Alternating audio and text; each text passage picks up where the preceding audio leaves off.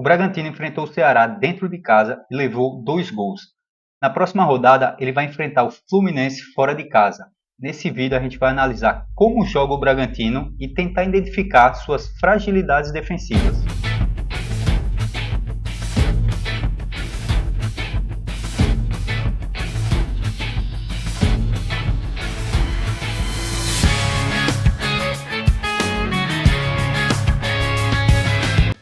O Bragantino, ele trabalha num estilo de jogo direto, né? Com jogadas pouco trabalhadas e mais objetivas para poder chegar no gol do adversário mais rápido, tá? Ele tenta fazer o mínimo de toques possíveis, tá? Trabalha com essa amplitude para chegar ao gol, né? Perceba aqui, né? O passe longo e o John já fica cara a cara com o gol, tá? Nessa outra jogada aqui, o Capixaba deixa ela com o Pita. O Pita está cercado, aí ele tenta se livrar da marcação, já abre aqui, o Capixaba abre lá, chegada ao gol, tá? Mais uma vez aqui, tá? Uma jogada pouco trabalhada, né? Aberta aqui para a esquerda, para o Vinicinho, tá? Ele avança, toca no meio e o chute ao gol, tá? A marcação do Bragantino, ela é uma marcação pressão, tá? Por vezes muito agressiva, para tentar induzir o adversário a sair na bola longa, tá? Ou até mesmo induzir ele a um erro de passe, tá? Encurralar ele na lateral de campo, encurralar ele no campo adversário, para ele sair na bola longa ou fazer esse erro de passe, tá? É uma marcação pressão muito agressiva, muitas vezes num bloco alto ou médio, tá? Quando está se defendendo, o Bragantino ele costuma se defender num 4-4-2, como vocês podem ver aqui, a linha de saída de bola, tá? Com 2 jogadores bem avançados. Dessa vez aqui estava jogando junto o Eduardo Sacha e o Pita, ficaram à frente, tá? E daí vocês podem ver aqui mais uma vez, né? Defendendo aqui, o Sacha e o Pita bem avançados, aqui, atrás da linha da bola, enquanto 2 linhas de 4 fecham aqui, bem justas, para fazer essa defesa, tá? Vocês percebem que o atacante, os homens de área, eles não costumam descer muito para fazer essa marcação.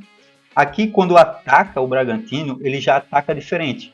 Ele já costuma atacar num 2-4-4, ele ataca com bastante volume, né? Então, por vezes, ele vai atacar num 2-4-4, como esse momento aqui, tá? Só tem para cá, para trás, os 2 defensores, né? E 2 linhas de 4 ali avançadas, né, para fazer esse ataque, tá? Ou por vezes ele ataca até num 3-5-2, tá? Aqui vocês podem perceber que a gente tem os 2 pontas bem abertos, os laterais na realidade bem abertos, o centroavante e os 2 pontas fechados por dentro, tá? E aí a gente tem aqui, né, mais um jogador avançado, que é o que faz o passe, né, o cruzamento da bola para a área. Mas percebam, né, o Capixaba aqui, tá? O Hurtado na outra ponta avança bastante e os pontas entram por dentro, tá? Percebo aqui mais uma vez, tá? 5 jogadores à frente, né? Um chegando lá, 2 aqui no meio e aqui os 2 zagueiros aqui recuados, tá? O Hurtado na bola, tá? A gente vai falar do Hurtado já já e o corredor que o Hurtado deixa, tá? Porque essa pressão, né? Esse ataque em volume que o Bragantino faz, por vezes atrapalha na recomposição. E o Hurtado, ele não consegue ter a mesma recomposição que o Capixaba faz na esquerda. Então o corredor no lado direito defensivo fica muito desguarnecido. O Capixaba, por vezes, ele consegue fazer uma recomposição melhor, tá? Percebo aqui mais uma vez, ó, 5 jogadores avançados, cruzamento do Capixaba, tá? Ele ataca com bastante volume à frente, tá?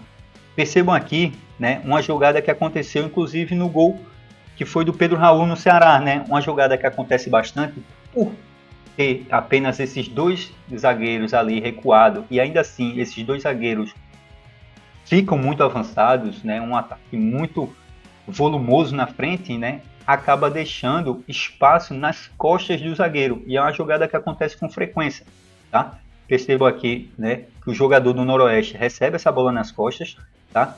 E aí, né, os 2 zagueiros e o Capixaba aqui para fazer a contenção. Percebo por esse outro ângulo, tá? O espaço que tem o ponta esquerda do Noroeste e onde está lá atrás o Hurtado, tá? E aí, percebo aqui no meio da jogada, né? Entre os dois últimos marcadores ali, o atacante do Noroeste, tá? Um cara que pode se valer muito dessa jogada é o Cano, tá? O Cano ele pode se prevalecer muito dessa jogada nas costas dos zagueiros ali, tá? Inclusive foi, né? O primeiro gol do Ceará ali foi com o Pedro Raul nessa jogada, tá? Então vejam, e daí, né? Sobra ali pro outro ponto ali, pro outro atacante do Noroeste para aberto, né? Que o Hurtado deixa desguarnecido. Percebam, né? Aqui foi a jogada do gol, tá? Percebam ali o Pedro Raul nas costas dos zagueiros, tá? E percebo que no mesmo jogo do Ceará teve uma jogada muito parecida. Pedro Raul recebe nas costas dos zagueiros, tá? O Cano pode se prevalecer muito dessa jogada. Aqui mais uma vez uma jogada parecida.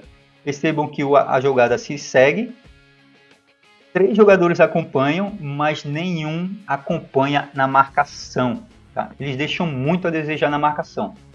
Tá? Então o Cano pode se prevalecer muito dessa jogada aí. É um nome interessante para a gente ficar, como diz o Glaécio, bastante interessante para a gente ficar de olho nessa rodada.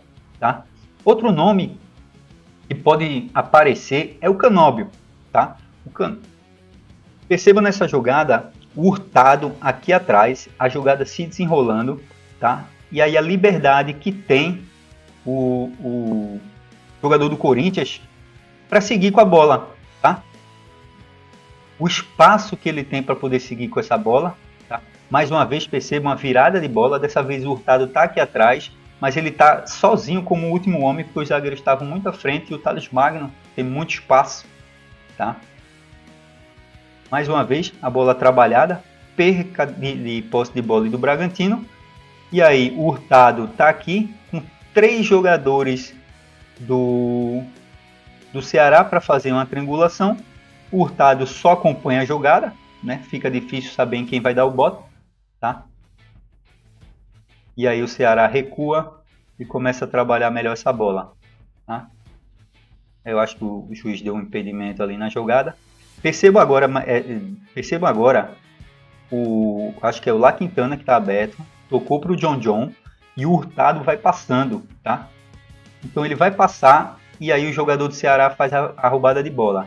E ele fica lá atrás, né, vindo, enquanto o John tenta fazer essa recuperação. E daí o Mugni toca pro aqui, eu acho que foi o Fernandinho passando. Percebam o espaço e o corredor que há para o Fernandinho avançar.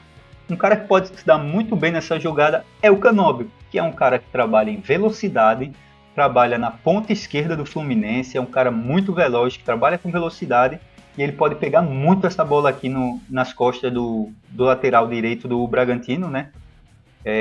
Pegando de surpresa ali os zagueiros, percebam, né, que o Pedro Henrique, ele sobe para cobrir essa lateral aqui, tá? O problema do Canóbio é que ele divide a minutagem dele, né? Ele divide a posição dele, né, com o Keno. Então a minutagem dele é uma minutagem baixa, tá? Mas se a gente levar em consideração que o Fluminense é um favorito, né, e daí pode abrir ali um placar no primeiro tempo e as coisas se desenrolar a favor do Canóbio, se torna um nome interessante, né? O único problema seria este, a questão da minutagem, porque ele divide a posição ali com o Keno, tá?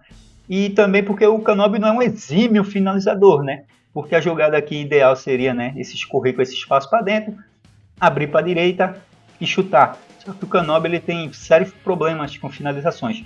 Mas ele pode ganhar algumas médias básicas ali de finalizações, de repente ele acerta o gol e marca, ou ele pode até achar o Cano numa bola cruzada ali, tá? Mas percebam o corredor que o Hurtado deixa aqui, né, nessa direita defensiva, tá? Fernandinho avança com a bola e vai cruzar, tá? Bloqueado ali pelo Pedro Henrique, né? Mugni chega na cobertura. E aí percebam agora que o Hurtado vai chegar na jogada, tá? Percebo aqui, ó, disputa de bola com o Hurtado. Ele parece meio perdido para se achar. Aí vocês percebem aqui que eu quero que vocês olhem na questão da bola nas costas do zagueiro. Vocês percebem que aqui no meio tem um jogador, né, do Ceará e os 2 jogadores, os zagueiros do Bragantino, eles olham a bola, eles estão olhando o homem da bola, toda a jogada acontecer aqui, e esquecem da marcação do jogador do Ceará.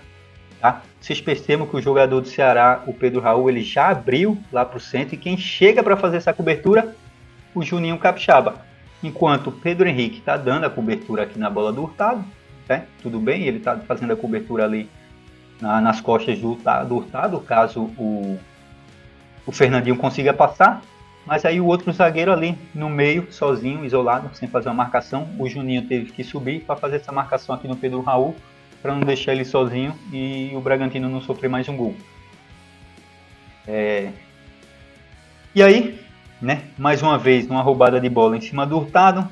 Fernandinho avança pelo corredor esquerdo de ataque, né, o direito defensivo do Bragantino.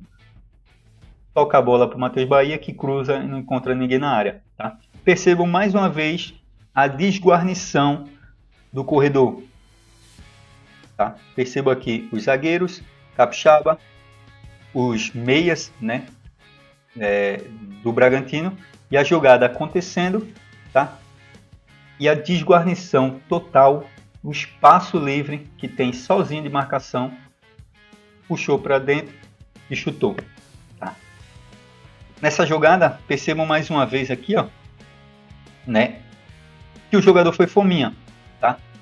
E mais uma vez na esquerda de ataque a gente tem 3 jogadores livres para fazer o chute, né? O jogador foi Fominha, né? E quis fazer a finalização pro gol, perdeu. Mas a gente tem 3 jogadores livres na esquerda e o Hurtado ele tá aqui embaixo. Ele veio acompanhando a jogada porque não há uma marcação posicional dos jogadores do Bragantino, eles falham muito nessa marcação e o Hurtado veio acompanhando toda a jogada e deixou a esquerda lá totalmente desguarnecida. Tá? O Bragantino falha muito nas marcações, tá? E aí ele joga com essa amplitude, com esse volume e deixa muita falha. E aí, né, uma sequência aí de algumas falhas na bola aérea, tá? O Bragantino também ele tem uma recorrência muito grande de gols sofridos com bolas paradas, tá? Sejam faltas, escanteios e até pênaltis, né? Que já sofreu alguns, tá? Eu trouxe só alguns aqui para você, né? Mas eles têm uma recorrência muito forte nas bolas paradas e um nome interessante para a gente aproveitar essa recorrência nas bolas paradas seria o John Arias, né? Que bate a grande maioria dos escanteios e das faltas do Fluminense, tá? Show? Então eu trago aqui para vocês 3 nomes bem interessantes aí, né? Como diz o Gladys, bastante interessante para a gente poder estar escalando nessa segunda rodada aqui do Fluminense, né? Aproveitando essas fragilidades do Bragantino, que é o Cano, o Canóbio e o John Arias, tá? O Gabriel Fuentes, né, lateral esquerdo, infelizmente ele está lesionado, mas é um cara que avançava muito e aproveitava muito esse corredor aqui deixado pelo Hurtado. Ele cobrava faltas e escanteios, revezava bastante ali com Arias, mas infelizmente ele está lesionado, deve voltar aí pela metade, final de abril, aí a gente não vai poder contar com ele, então ficamos só com esses 3 nomes ali, eu vejo mais interessantes para essa rodada. Show? Tamo junto, deixa o like aí, não se esquece não, valeu!